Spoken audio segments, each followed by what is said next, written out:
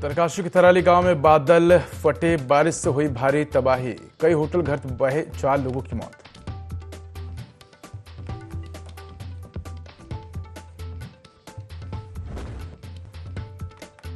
Flash flood से उत्तरकाशी में हड़कंप। सीएम धामी ने लिया घटनास्थल का अपडेट। राहत बचाव के लिए आईटीबीपी एनडीआरएफ टीमें भेजी गई।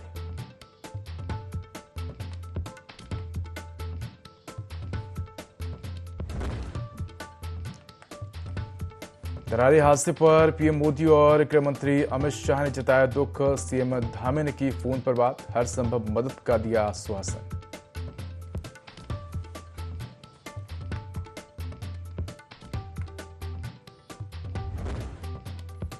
मुख्यमंत्री पुष्कर सिंह धामी पहुंचे आंध्र प्रदेश। तिरुपति में धर्म आधारित सुशासन पर राष्ट्रीय संगोष्ठी में हुए शामिल।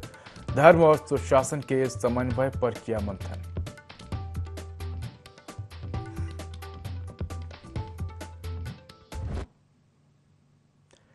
नमस्कार, मैं उदय, देवभूमि लाइव में आपका स्वागत है। बुलेटिन की शुरुआत करेंगे तमाम बड़ी खबरों के साथ।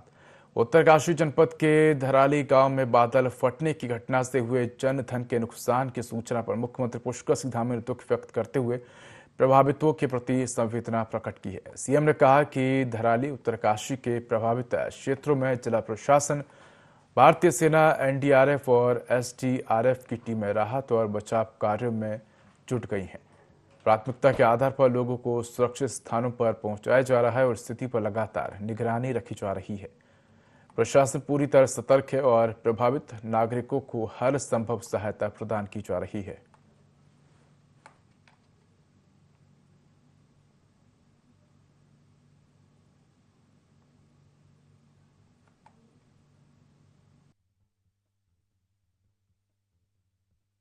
बादल फटने की अभी सूचना आई है और बहुत तेज गति से मलबा आया है पानी के साथ। हमारा प्रयास है कि इस समय में सभी को जल्दी से जल्दी राहत के काम किए जाएं, बचाव के कार्य किए जाएं। जिला प्रशासन के लोग वहां पहुंच रहे हैं, साथ में हमारी सेना के लोग, एनडीआरएफ, एसडीआरएफ, आपदा प्रबंधन विभाग लगातार कोशिश कर रहा है कि हमारी सर्वोच्च प्राथमिकता है कि सभी को इस समय राहत की जाए, सभी को बचाया जाए और हर प्रकार से जान माल की सुरक्षा। चतुर्थ करते अगली खबर का और बता दें कि आंध्र प्रदेश स्थित राष्ट्रीय संस्कृत विश्वविद्यालय में भाषोत्सव सम्मेलन आयोजित किया गया, जिसमें उत्तराखंड के मुख्यमंत्री पुष्कर सिंह धामी ने मुख्य अतिथि के रूप में शिरकत की। इस अवसर पर स्थानीय कलाकारों की ओर से सांस्कृतिक प्रस्तुतियों के माध्यम से सीएम धामी का भव्य स्वागत किया गया।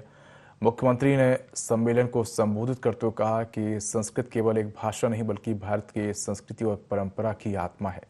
उन्होंने युवाओं से संस्कृत के प्रचार प्रसार में भागीदारी की अपील की और इस प्रकार के आयोजनों को भारत की सांस्कृतिक चेतना से जोड़ने वाला कदम बताया।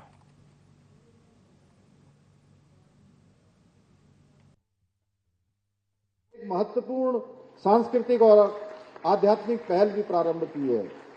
जैसा कि आप सभी जानते हैं, देवभूमि उत्तराखंड में जहां भगवान श्री बद्रीनाथ जी हैं, बाबा केदारनाथ का दिव्य धाम है, हरिद्वार, ऋषिकेश, गंगोत्री, यमुनोत्री जैसे अनेक पवित्र तीर्थ स्थलों के लिए हर वर्ष करोड़ों की संख्या में श्रद्धालु देश और दुनिया से आते हैं। हमारी सरकार उत्तराखंड को आध्यात्मिक, धार्मिक एक पर्यटन के वैश्विक केंद्र के रूप में विकसित करने के संकल्प के साथ काम कर रही है। इस दिशा में महत्वपूर्ण पहल करते हुए हमने 2 स्पिरिचुअल इकोनॉमिक जोन स्थापित करने की दिशा में भी अपना कार्य प्रारंभ कर दिया है। इन क्षेत्रों में आयुर्वेदिक एवं प्राकृतिक चिकित्सा, योग, ध्यान, अध्यात्म आधारित जीवन शैली को बढ़ावा दिया जाएगा ताकि हमारी प्राचीन ज्ञान परंपरा का लाभ सभी को मिल सके। भाइयों बहनों, हमारी सरकार द्वारा राज्य में संस्कृत भाषा के प्रचार प्रसार हेतु भी कई योजनाएं संचालित की जा रही है। हमने उत्तराखंड में देववाणी संस्कृत को द्वितीय राजभाषा का दर्जा भी प्रदान किया है। उत्तराखंड के उत्तरकाशी जिले के धराली गांव में बादल फटने से भारी नुकसान हुआ है। कई होटल और घर बह गए और 4 लोगों की मौत हो गई है। मौत का आंकड़ा बढ़ने की संभावना है। वहीं दुर्भाग्यपूर्ण घटना पर प्रधानमंत्री नरेंद्र मोदी और केंद्रीय गृह मंत्री अमित शाह ने गहरा दुख प्रकट किया है। उन्होंने इस आपदा में जनधन की हानि पर संवेदना व्यक्त की है और प्रभावित परिवारों के प्रति सहानुभूति जताई है।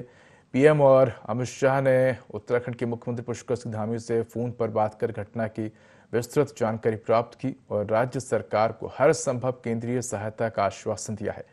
गृहमंत्री ने स्थिति की गंभीरता को देखते हुए एनडीआरएफ और अन्य सहायता के लिए अन्य राहत एजेंसियों को तत्परता से कार्य करने के निर्देश दिए हैं। आईटीबीपी की निकटतम 3 टीमों को वहां भेजा गया है। आपदा के दृष्टिगत जिला प्रशासन ने हेल्पलाइन नंबर जारी किए हैं जिन पर मदद मिलेगी।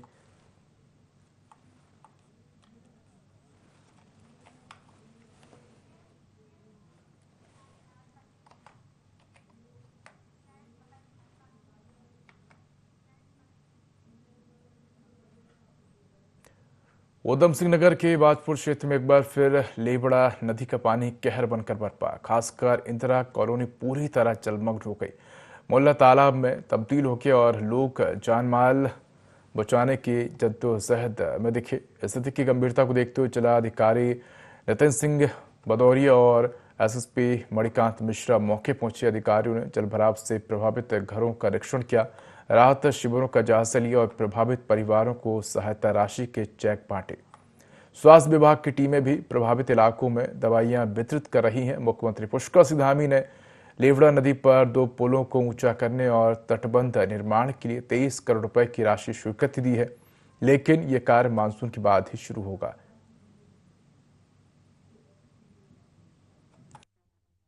से काफ़ी परिवार प्रभावित हैं, लेकिन आपदा के लिए सभी ने ये भी कहा है कि वहाँ पे चुस्ती से काम हो रहा है। सभी घरों से मलबा निकाला जा रहा है, पानी निकल चुका है और 2 विशेष प्रोजेक्ट माननीय मुख्यमंत्री जी द्वारा स्वयं यहाँ पे घोषित किए गए। 2 हमारे जो पुल हैं, एक हमारा शकरपुर का पुल और एक जो हमारा लगा हुआ पुल था इंदिरा कॉलोनी से, उस सभी को ऊंचा करने के लिए उन्होंने जीओ भी जारी कर दिया गया। तटबंध भी हमारे 23 करोड़ के लगभग 18 किलोमीटर में लेवड़ा नदी पे जगह जगह पे चिन्हित कर लिए गए हैं और इन पे तटबंध बनाने के काम शुरू होगा।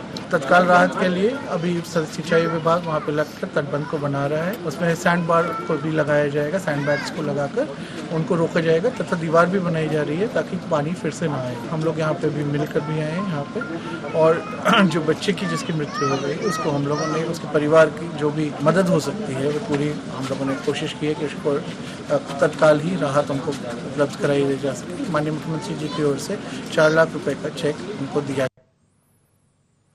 उत्तराखंड में चल रही चारधाम यात्रा में अब तक 41 लाख से अधिक श्रद्धालुओं ने बद्रीनाथ, केदारनाथ, गंगोत्री, यमुनोत्री और हेमकुंड साहिब के दर्शन किए हैं। पिछले साल की तुलना में इस साल मई, जून और जुलाई में तीर्थयात्रियों की संख्या में वृद्धि हुई है। मौसम के मार, भूस्खलन और बारिश जैसी चुनौतियों के बीच श्रद्धालुओं की आस्था अडिग रही। ऐसे में अनुमान लगाया जा रहा है कि अगर 3 महीने में ही श्रद्धालुओं का आंकड़ा 41 लाख पार कर सकता है तो फिर आगामी यात्रा के पीक सीजन में श्रद्धालुओं का आंकड़ा 60 लाख के पार हो जाएगा।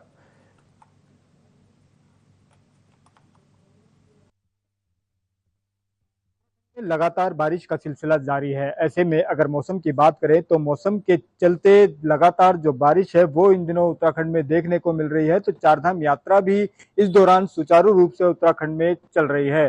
बात प्रतिदिन की करें तो प्रतिदिन 14,000 से ज्यादा जो श्रद्धालु हैं वो हेमकुंड साहिब और चारधाम यात्रा में दर्शन करते हुए नजर आ रहे हैं। इसके अलावा अभी तक के अगर आंकड़े की बात की जाए तो 41 लाख से अधिक जो श्रद्धालु हैं वो फिलहाल यहाँ पर दर्शन कर चुके हैं। और इसके अलावा जो यहाँ पर 2024 की बात की जाए तो 2024 का जो आंकड़ा है वो इस बार यहाँ पर टूटता हुआ नजर आएगा। सबसे अधिक आंकड़े की अगर बात की जाए तो 56 लाख से अधिक जो श्रद्धालु हैं उन्होंने 2023 में चारधाम यात्रा में दर्शन किए थे। ऐसे में देखा जा सकता है कि सरकार द्वारा मॉनसून सीजन को लेकर के पूरी जो व्यवस्थाएं हैं वो इस दौरान की गई है और हर तरह से अधिकारियों को मुख्यमंत्री पुष्कर सिंह धामी ने दिशा निर्देश दिए हैं कि पूरी तरीके से अलर्ट मोड पर रहें। देहरादून से IND 24 के लिए कैमरा सहयोगी अतुल के साथ विनय सूद। लोहाघाट नगरवासी लंबे समय से नगर में पशु बधशाला यानी कि स्लॉटर हाउस निर्माण और वध से पूर्व पशुओं के चिकित्सीय परीक्षण की मांग कर रहे थे ताकि खुले में पशुओं का वध न हो और जनता को स्वस्थ पशुओं का मांस उपलब्ध हो। जनता की मांग पर लोहाघाट नगर पालिका के द्वारा नगर की मीट मंडी के पास पशु वधशाला का निर्माण कार्य कराया जा रहा है। नगर पालिका घाट के अधिशासी अधिकारी सौरभ नेगी ने बताया कि 22 लाख रुपए की लागत से नगर की मीट मंडी के पास पशु वधशाला निर्माण कार्य किया जा रहा है। उन्होंने कहा कि वधशाला निर्माण के बाद चिकित्सीय परीक्षण के उपरांत ही मीट विक्रेताओं के द्वारा पशुओं का वध पशु वधशाला में किया जाएगा। अधिशासी अधिकारी ने बताया कि निर्माण कार्य पूरा होते ही वधशाला को संचालित कर दिया जाएगा। कहा कि वधशाला बनने के बाद कोई भी मीट व्यापारी खुले में या अन्य जगहों में पशुओं का वध नहीं करेगा।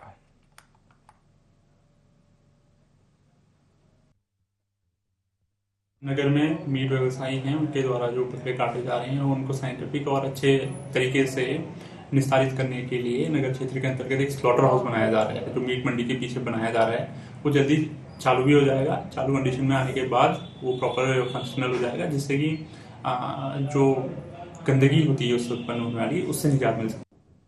उत्तराखंड के उत्तरकाशी जनपद के धराली क्षेत्र में खीर गंगा की ऊंची पहाड़ियों पर बादल फटने से भारी नुकसान की आशंका जताई जा रही है। गांव तक पहुंचे मलबे ने कई मकानों को अपनी चपेट में ले लिया। घटना की जानकारी मिलते ही प्रशासन अलर्ट मोड पर आ गया और राहत बचाव कार्य शुरू कर दिया है। स्थानीय प्रशासन के साथ साथ विधायक विनोद चमोली ने भी मौके की गंभीरता को देखते हुए सरकार को सूचना देकर तत्काल राहत के निर्देश जारी किए हैं।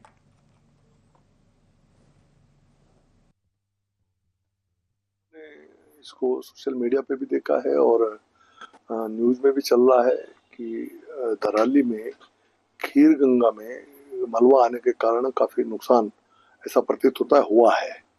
तो मौके पर जो राहत की टीम है वो रवाना हो चुकी है। आसपास आर्मी कैंप है, वो लोग भी वहां पर जा रहे हैं और प्रशासन भी अलर्ट हो गया है।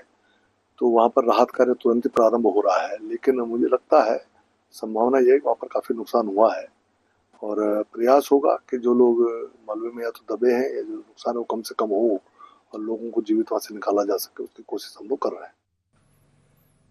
हरिद्वार के तहसील सभागार में जिलाधिकारी मयूर दीक्षित की अध्यक्षता में आयोजित तहसील दिवस में भारी संख्या में फरियादी पहुंचे। इस दौरान अवैध कब्जे, तालाबों पर अतिक्रमण और बिजली पानी की समस्या और राशन कार्ड से जुड़ी शिकायतें प्राप्त हुई।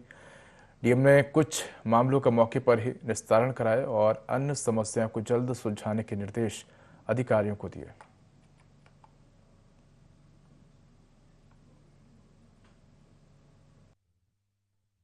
हरिद्वार में आज तहसील दिवस का आयोजन किया गया, जिसमें सभी अधिकारी मौजूद थे और अभी तक जो हम अभी भी शिकायत करता आ रहे हैं, अभी तक 40 से ऊपर शिकायतें ऑलरेडी आ चुकी हैं। इसमें जो शिकायतें हैं वो विभिन्न डिपार्टमेंट्स की हैं। इसमें कुछ कब्जे, अवैध कब्जे से रिलेटेड हैं, कुछ तालाब की भूमि पे कब्जे से रिलेटेड है, कुछ पानी से रिलेटेड शिक्षा विभाग से संबंधित हैं, कुछ बिजली संबंधित हैं। तो सभी लोगों के जो शिकायतें आई उसमें सामने ही डिपार्टमेंट्स को डायरेक्शन दिए गए हैं और हम लोग एक सप्ताह में हमने डायरेक्शन दिए कि सभी शिकायतों का निस्तारण हो जाए, कोई भी शिकायतकर्ता को फिर से ना आना पड़े। इसके अतिरिक्त शिकायतों का हम ऑनलाइन रजिस्ट्रेशन भी करेंगे ताकि उनको हम रिकॉर्ड भी रख सकें और देख सकें कि इन शिकायतों का समयबद्ध निस्तारण हुआ है कि नहीं हुआ। हरिद्वार में गंगा नदी का जलस्तर चेतावनी स्तर पार कर गया है, जिसे देखते हुए प्रशासन पूरी तरह से सतर्क है। जिलाधिकारी मयूर दीक्षित ने हालात पर लगातार निगरानी रखने के निर्देश दिए हैं। डीएम ने बताया कि फिलहाल जलस्तर खतरे के निशान से नीचे है, लेकिन तेज बहाव के मद्देनजर हर स्थिति पर नजर रखी जा रही है। टिहरी और श्रीनगर डैम से पानी छोड़े जाने की संभावना को लेकर भी संबंधित विभागों के साथ तालमेल बनाए रखा गया है।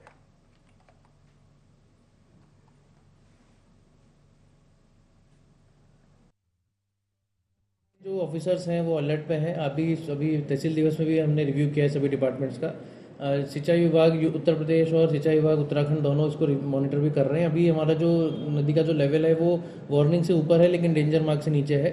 और जैसे ऊपर बारिश हो रही है तो टहरी डैम और अलकनंदा डैम जो श्रीनगर में, उनसे भी कोऑर्डिनेशन हो गया है। तो जैसा वाटर लेवल हम लोग ने उनको बोला है कि अगर वो जल को जिस तरीके से छोड़ रहे हैं, रोक रहे हैं, उस आपको हमको भी अवगत कराते रहें ताकि हम नीचे जो हमारे स्तर के जो एरियाज हैं उनको मॉनिटर करते रहें। खबर उत्तरकाशी से है, जहां धराली गांव में बादल फटने से भारी नुकसान हुआ है। हादसे पर केंद्रीय गृह मंत्री अमित शाह ने दुख प्रकट किया है। अमित शाह ने मुख्यमंत्री पुष्कर सिंह धामी से फोन पर बात की, राज्य सरकार को केंद्रीय सहायता का आश्वासन दिया है। गृह मंत्री ने एनडीआरएफ और अन्य राहत एजेंसियों को निर्देश दिए हैं। मुख्यमंत्री पुष्कर सिंह धामी ने अपना दौरा भी स्थगित किया है।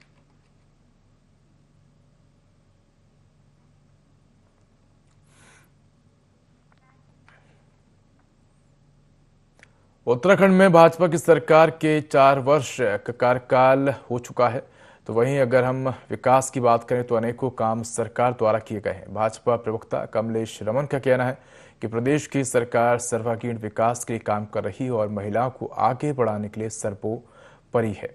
सरकार द्वारा अनेकों योजनाएं चलाई जा रही हैं जिससे महिलाएं स्वरोजगार से जुड़े।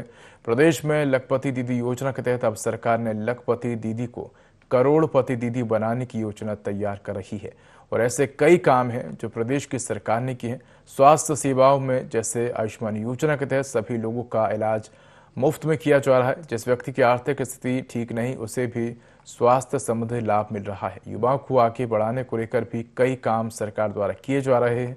उसी के तहत अनेकों काम सरकार द्वारा किए जा रहे हैं जो जनता के हित में हैं।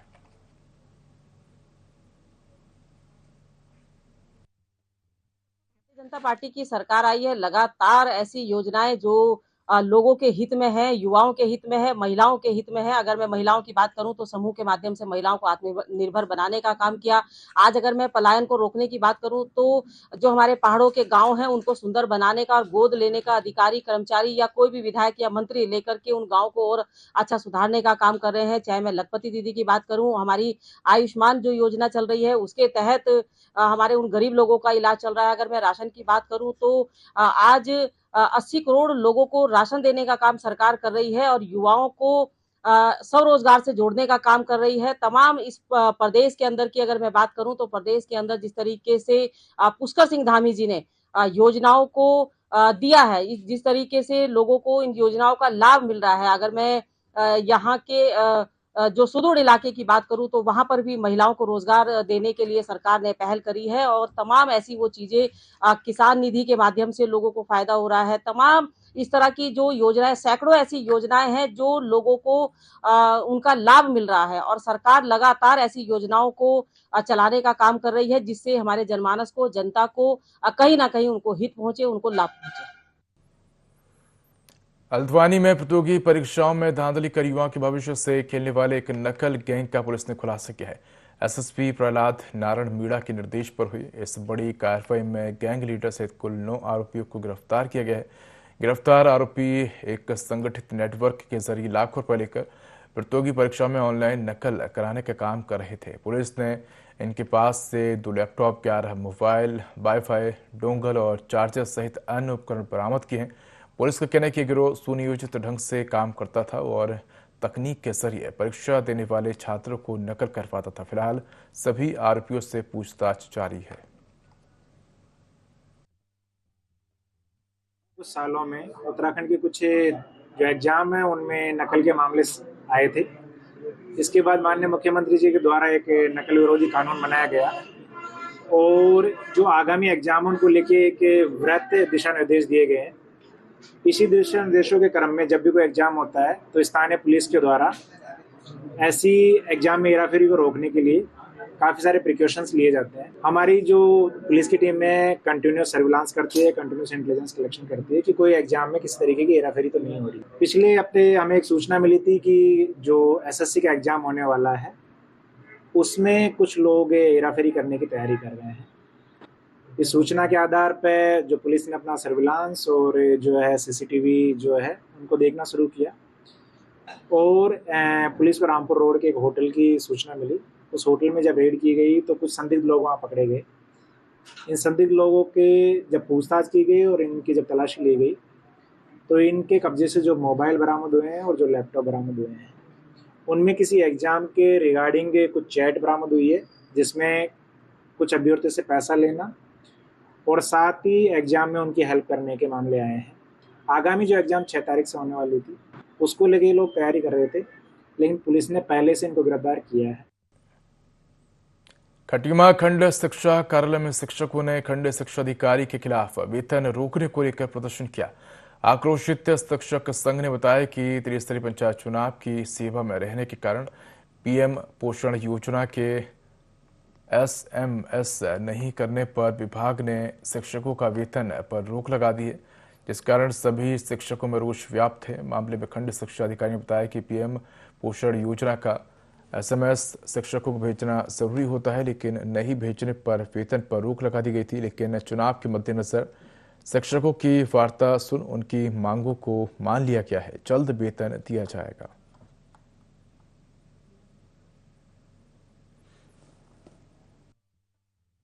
के मैसेजेस हर महीने भेजे जाने होते हैं। जितने वर्किंग डेज होते हैं उतने वर्किंग डेज के हिसाब से पीएम पोषण के मैसेजेस भेजे जाने होते हैं।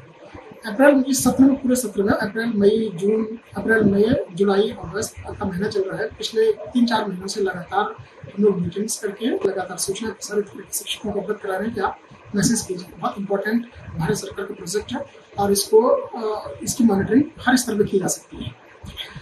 इतने के बाद भी पिछले माह मैंने 25 जून को ही लेटर इशू कर दिया था कि भाई आप लोग जो है मैसेज रेगुलरली कीजिए, लेकिन परंतु उसके बावजूद भी कुछ टीचर्स ने नहीं किया था, इसलिए एक चेतावनी पत्र जारी करके उनका सभी वेतन आहरित कर दिया गया है। मुख्यमंत्री पुष्कर सिंह धामी ने मानसून की तैयारी को लेकर सभी जिलाधिकारियों के साथ बैठक की। इस बैठक में विभिन्न विभागों के अधिकारियों के अलावा पीडब्ल्यूडी सचिव पंकज कुमार पांडे भी मौजूद रहे। उन्होंने कहा कि मुख्यमंत्री की इस बैठक में किसी भी मेजर रोड के ब्लॉक होने की कोई सूचना नहीं है। ग्रामीण क्षेत्र के 60 संपर्क मार्ग जरूर टूटे हैं, जिन्हें दुरुस्त करने का काम किया जा रहा है। उन्होंने कहा कि बारिश का जो अनुमान था उसके हिसाब से बारिश हो रही है और पूरी तैयारी है। सुबह मुख्यमंत्री ने सभी डीएम के साथ बैठक की है। 1-2 जगह को छोड़कर कोई मेजर रोड बंद नहीं है। जो विलेज रोड है उसमें 60 रोड के बारे में जरूर बात आई है। लगातार बारिश होती है तो सड़कों को खोलने में थोड़ा टाइम लगता है। कई जगह पर जब नए स्लाइडर आते हैं तो थोड़ी दिक्कत होती है। हमारी टीम पूरी तरह से मुस्तैद है। हमारी जो मशीन है सब जगह पर फिर काम कर रहे हैं। हमने पंचायत चुनाव के दौरान भी बहुत अच्छा काम किया, कहीं पर कोई परेशानी किसी को नहीं हुई।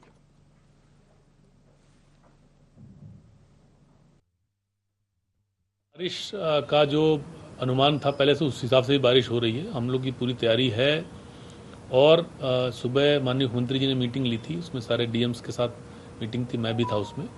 तो उसमें 1-2 जगह को छोड़ के कोई मेजर रोड बंद नहीं बताई गई है। उसमें जो विलेज रोड्स हैं उनके बारे में ज़रूर कहीं कहीं पे बात आ रही है। 60 के आसपास हैं सड़कें जो वर्तमान में बंद हैं, जिन पे काम चल रहा है, क्योंकि लगातार बारिश हो रही होती तो खोलने में थोड़ा टाइम लग जाता हम लोगों को। बट बाकी सारी रोड ठीक चल रही हैं और कई जगह पर नए जब स्लाइड आते हैं तो उनको भी हम लोग को देखने में थोड़ा सा मैनेज करने में थोड़ा टाइम लगता है। पूरी हमारी टीम मुस्तैद है। हमारी जो मशीनें हैं, जो हमारे मैन पावर है, पूरे जो भी महत्वपूर्ण मार्ग हैं उनमें सब में काम कर रहे हैं वो लोग।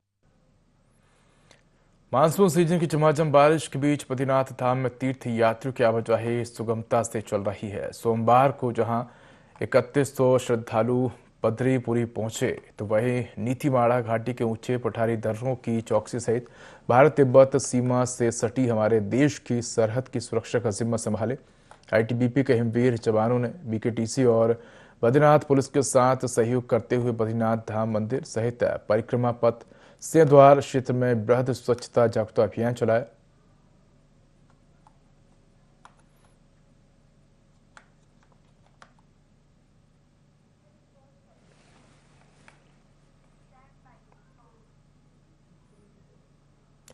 तो फिलहाल इस बुलेटिन में इतना ही। खबरों का अधिक अपडेट के लिए देखते रहिए i24।